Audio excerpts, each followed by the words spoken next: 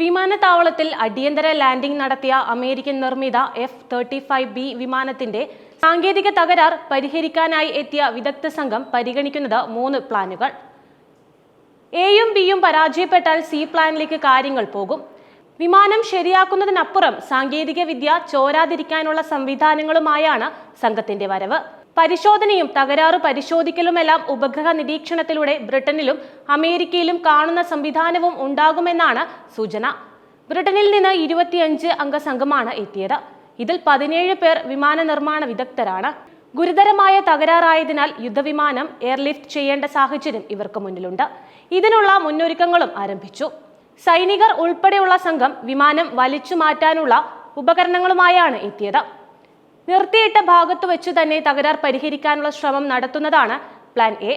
കഴിഞ്ഞില്ലെങ്കിൽ plan B എന്ന നിലയിൽ എയർ ഇന്ത്യ ഹാങ്ങറിലേക്ക് വിമാനം വലിച്ചു നീക്കിക്കൊണ്ടുപോയി പരിഹാര ശ്രമം നടത്തും.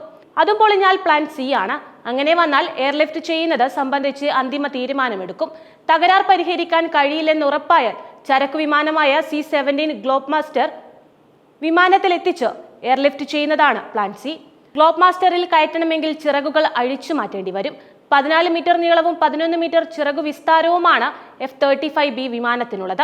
ഈ പ്രക്രിയ ചെയ്യാൻ നിർമ്മാണ കമ്പനിയായ ലോക്ക്ഹീഡ് മാരിടൈം പരിശീലിപ്പിച്ച എഞ്ചിനീയർമാർക്ക് മാത്രമേ കഴിയൂ. വിമാനഭാഗങ്ങൾ അഴിച്ചു മാറ്റുമ്പോൾ ബ്രിട്ടീഷ് സൈന്യം സൂക്ഷ്മമായി നിരീക്ഷിക്കും. വീഡിയോയിലും പകർത്തും. ലോക്ക്ഹീഡ് മാർട്ടിൻ വിദഗ്ധരും വീഡിയോ ചിത്രീകരണം നടത്തും. അമേരിക്കൻ സാങ്കേതിക വിദ്യയാണ് വിമാനത്തിലുള്ളത്. അതാർക്കും അവർ പറഞ്ഞു കൊടുത്തിട്ടില്ല. ഇന്ത്യക്ക് ഈ സാങ്കേതിക വിദ്യയിൽ കണ്ണുണ്ട്. അതുകൊണ്ടാണ് പരമരഹസ്യമായി വിമാനം നന്നാക്കുന്നത്. തകരാറിനെ തുടർന്ന് ജൂൺ 14 നിലത്തിറങ്ങിയ ബ്രിട്ടന്റെ F-35B യുദ്ധവിമാനം പരിശോധിക്കാൻ സംഘം തലസ്ഥാനത്തെത്തിയത് ബ്രിട്ടീഷ് വ്യോമസേനയുടെ ട്രാൻസ്പോർട്ട് വിമാനമായ എയർബസ് 400 വിമാനത്തിലാണ്. ഞായറാഴ്ച ഉച്ചയ്ക്ക് 12:45 എഞ്ചിനീയർമാരുമായി വിമാനം ലാൻഡ് ചെയ്തത്. ഈ വിമാനം തിരികെ പോകും. എഞ്ചിനീയർമാർ ഇവിടെ തുടരും. ഇന്ത്യ പസഫിക് മേഖലയിൽ സഞ്ചരിക്കുകയായിരുന്ന ബ്രിട്ടീഷ് നാവികസേനയുടെ വിമാനവാഹിനി കപ്പലിൽ നിന്ന് പറന്നുയർന്ന F-35B യുദ്ധവിമാനം ഇന്ധനം കുറഞ്ഞതിനെ തുടർന്നാണ് തിരുവനന്തപുരത്ത് ഇറക്കിയത്.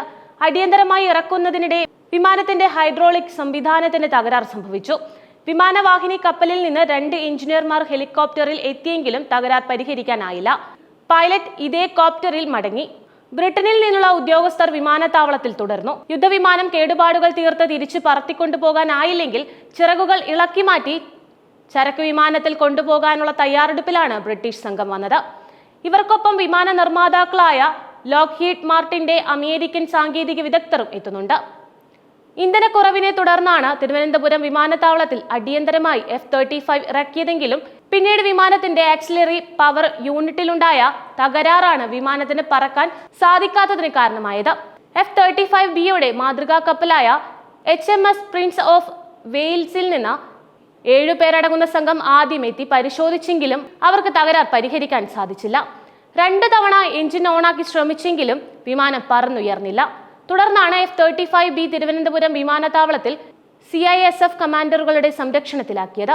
ശത്രുവിന്റെ റഡാർ കണ്ണുകളെ വെട്ടിക്കാൻ കഴിവുള്ള സ്റ്റെൽത്ത് സാങ്കേതിക വിദ്യയുള്ളതാണ് F-35 വിമാനം. ഈ വിമാനങ്ങൾ ഇതുവരെ 20-ലധികം തവണ അപകടത്തിൽപ്പെട്ടിട്ടുണ്ട്. US-ന്റെ വിമാനങ്ങളാണ് കൂടുതൽ അപകടത്തിൽപ്പെട്ടത്. ഇസ്രായേൽ, ബ്രിട്ടൻ, ജപ്പാൻ, തെക്കൻ കൊറിയ തുടങ്ങിയ രാജ്യങ്ങൾ ഈ വിമാനം ഉപയോഗിക്കുന്നുമുണ്ട്.